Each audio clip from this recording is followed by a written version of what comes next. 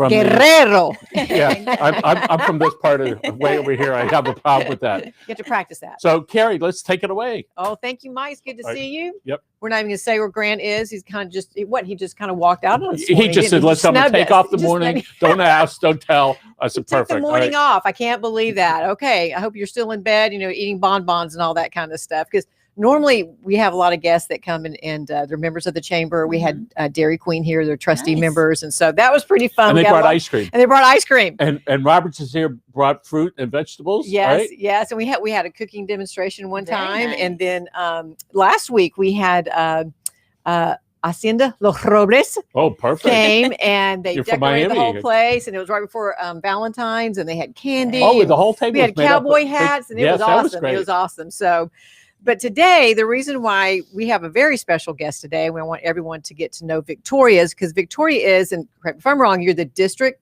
director of SBA. Yes, that's correct. For the South Florida district, which is everything from south of Orlando all the way to the Keys. So SBA has always been important to small businesses, obviously. Mm-hmm. But in these last 11 months, we have found that I don't know what we would do without SBA. I mean, you guys have been pushed into the forefront and said, help everybody all at one time. And so really wanted you to talk again, give us a refresher course on in this season that we're in, all the different opportunities that our small businesses have. We always need to hear this. I'm amazed, even now after 11 months later, I'm hearing folks saying, I don't even know anything about the PPP. It's like, how did you not know this? So share with us a little bit about your disaster relief program, first and foremost. I'm happy to do so. So first of all, thank you so much for having me here. It's a pleasure and an honor. Thank you very much. And for everything that you do to get the information out to our community. As Kerry mentioned, the Small Business Administration, we're here throughout the year for our small businesses, but we also help small businesses during times of disaster, or in this case, during this time that we're going through this pandemic. And I think it's very timely to speak about our disaster relief programs. As many of you have probably heard, we have our Paycheck Protection Program. We have our Economic Injury Disaster Loan Program. We also recently, because of Congress, we now have what's called the Shuttered Venue Operators Grant Program. So I would love to speak a little bit about each of these, starting with our Paycheck Protection Program, because that's the most popular one, it seems, because it is a forgivable loan. So basically, there's been two, I call them round one and round two. The technical version is PPP draw one or draw two. So when this disaster first hit, we created the Paycheck Protection Program. And in 14 days, the SBA dispersed funds and approved applications that typically takes us 14 years. So it kind of shows you how quickly everything has been moving along. At rapid speed. Yes. I mean, just I remember I was talking to Althea once, and she was just earlier on in round one and draw one. And she had said something about she had like 1,600 emails she has not even had a chance to get to yet because of and as we look at this, it's sort of like when there's a hurricane or some natural disaster, we see the FEMA gets out there and we see the Red Cross and all these agencies that typically it's always somebody else. Yes. But in this case, it's all of us. It's all of us, One like of the whole few times nation in our existence where we're all experiencing something very, very similar. Exactly. Absolutely. And this is very present because it is nationwide and actually it's global, this pandemic that we're all experiencing. But the SBA has always been here to help our small businesses grow, or to help entrepreneurs start their business. So the Paycheck Protection Program is a program to help our small businesses retain their employees and keep them on their payroll. The way that this program was developed is it's a forgivable loan. So as long as people use the funds the way that the intention of the spirit of the law is to utilize at least 60% of your funds for payroll purposes, so you can retain your employees. We really want to keep them off of the unemployment line. And the rest, the 40%, can be utilized for expenses, such as to pay for utilities, to pay for anything that you lease, whether it's a copier, your company car, the building, the office that you're leasing. And it can also be utilized if you own the building to pay for the mortgage interest on that building. Now, that's for round one. for round 2, Kerry, what Congress did is they added additional expenses that the funding can be utilized for and still be forgiven. So if you had to purchase any health related products to get us through this pandemic, you could use your PPP funds for that. Or if you had to pay for your for insurance purposes, you can utilize it for that. So the cost of the expenses, the eligible expenses, has been greatly increased. And at the end, when all your funds are done, let me just back up. You have 8 weeks to 24 weeks to utilize your funds. You can choose whenever. Before I forget, you mentioned about health. Do you say health insurance or health products? You can utilize it for health products. And if your health insurance is typically included in your payroll cost, it will be covered. So when you go to apply for PPP, you need to take a look at what your normal payroll cost is in the last 12 months, or you can use in 2019. You can use 2019 or 2020. You can choose. And you divide that by 12. That's going to give you your average monthly payroll cost. And then you multiply that by 2.5%. And that's the amount of PPP funds that you will use. Now, for folks that are in round 2, which means you've already used your first funding of PPP, you've already exhausted that, but you still need more money to continue operating, you can apply for round 2. And the nice thing about that, especially for the restaurant owners, and this is only for restaurant owners, individuals that are in the food and beverage industry, like a catering person, instead of multiplying your monthly average payroll by 2.5, you're going to multiply it by 3.5. And Congress did this on purpose to really help people in the food and beverage industry, because we understand those have been the ones that have been mostly hurt during this pandemic. So I just want to keep that in mind. Now, does that also include bar owners? Do you have to have a bar that also has a restaurant, or just can bar owners? That's a great question. So basically, every industry has what's called a NACE code. It's a North America Industry Code. And if your code starts with 72, you're included in that. That's new. I did not know that. And one of the great things that we understand in the last 13 months is how we entertain ourselves. We say we're going out to dinner, we're going to go to the movies, and it was great that that includes the things that help us feel good about what we do. And that's tremendous that the restaurants are suffering, obviously, have something extra. Absolutely. Going out to eat has just become a way of life in America, whether it's, at a fast food restaurant or a sit down, elegant dining and everything in between. And that has become such a part of our culture. It's become a part of our business culture as well. And when so many had to shut down for indefinitely, ultimately, or some of the ones were able to reopen with drive-through and with delivery, there's still some of those restaurants that they just don't really fit in that category. They're come in, sit down, we're going to pamper you. You're going to have a great meal. You're going to have this awesome experience. And to order it and come by and pick it up and take it home is not the same experience as those folks who have really, suffered tremendously. And here in Miami, we have a lot of those kinds of restaurants here. And especially knowing that also tourism, obviously, tanked on us as well. So those folks, this is why, Michael, that Grant gives me a hard time about this, shop, drink, dine local, all things local, everything that you can do to think local first. If you just can't access it, then go to Amazon, do whatever you have to do, and buy it from someone else. That's fine. You're still helping, as long as you can keep it in America. At that point, as they do everything you can to keep it in America to get us up back and running. And let's face it, we become we're global now. And there are just some things that, we don't even make here anymore in the United States. And so we go outside for, but our goal is to think local first, then go outside of your local community if you have to, and then go outside the United States if you absolutely positively have to as well. But the goal is to get America back on track again. I think that's absolutely lovely. And here at the SBA, we always say support your local businesses, because it's money that you're infusing back into the community at the end of the day. So we are also with you when it comes to that. And I think it's also important to note that, the SBA is here obviously to help with, access to capital. But for those businesses that are struggling, something that my office has created is, we have a webinar series that talks about how to pivot. in challenging times. And it kind of walks you step by step. It's a six series webinar, and it breaks it down. It helps the small business owner understand their numbers, where they're at, whether they should move forward or close shop, how they can pivot and be creative. A lot of restaurants before the pandemic, they never did takeout. Right. And now they've been pivoting, they've been doing takeout.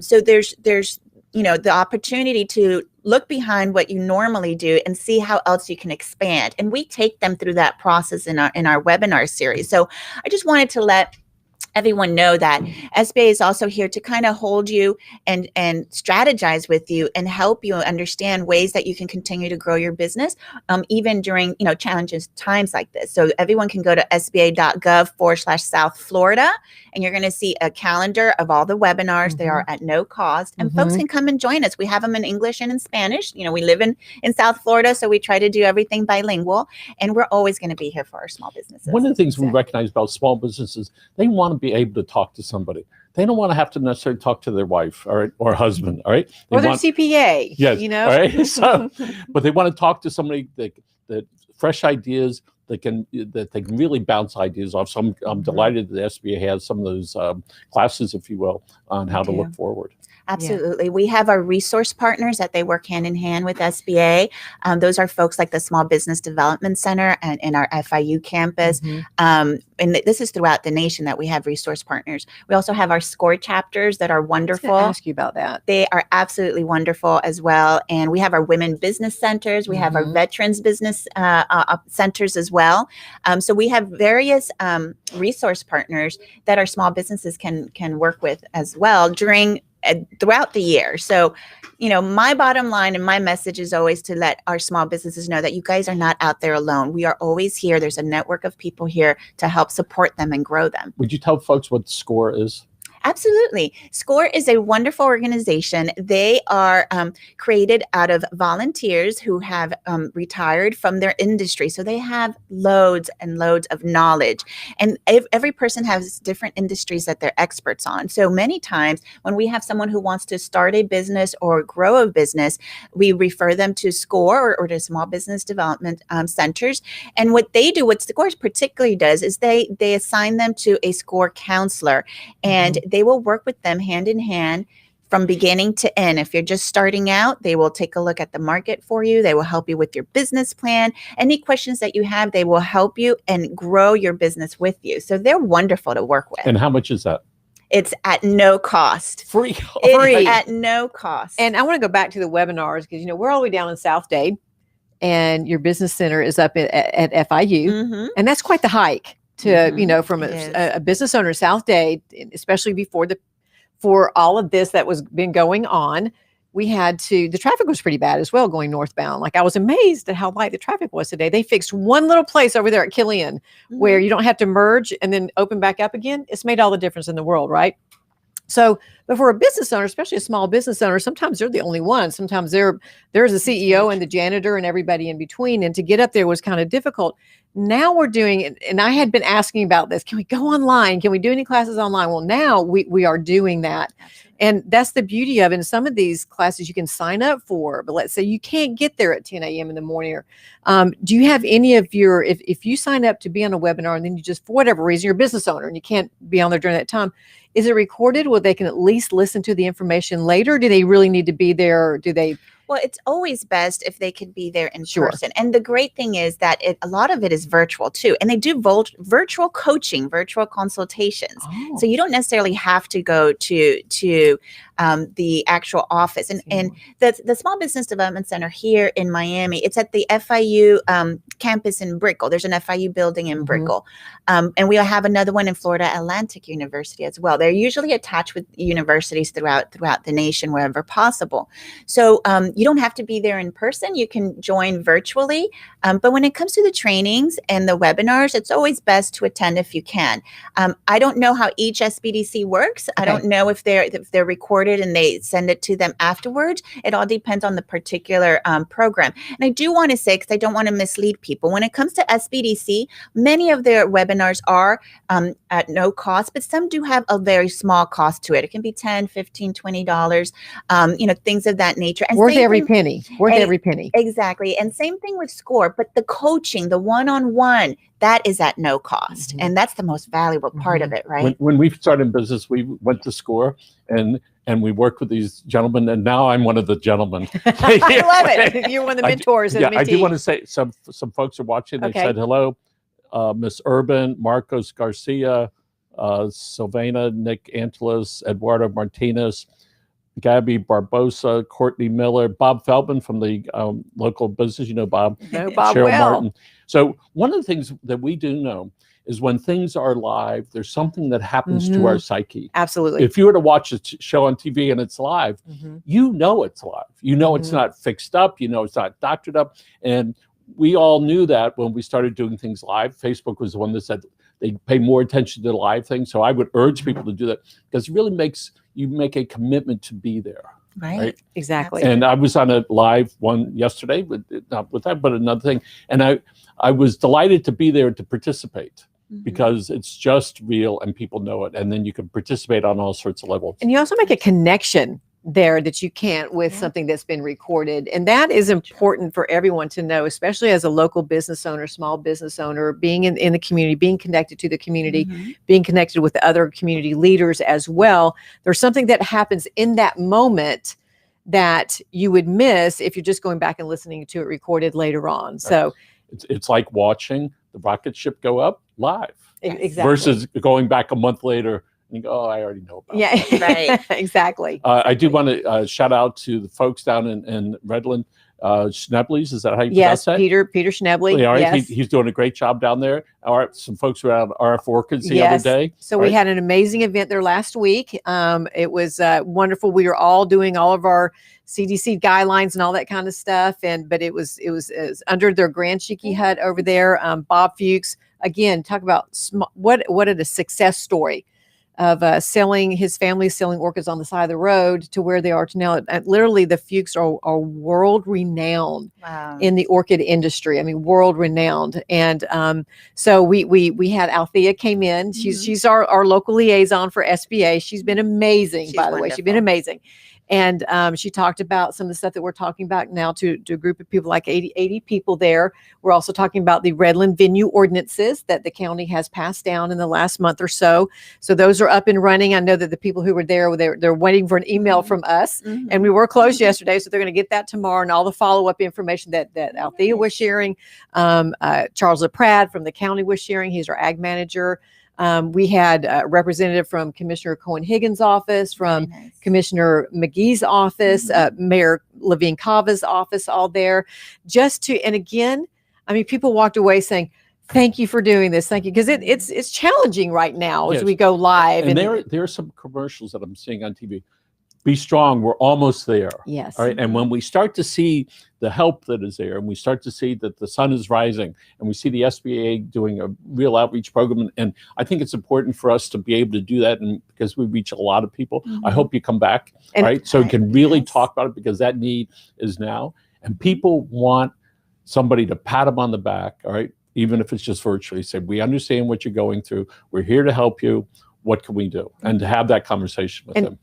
What I just was thinking, though, the SBA is not so much the light at the end of the tunnel. You are the light in the tunnel. I mean, you really have been that light, and I have been connected with them the last several months more than ever before.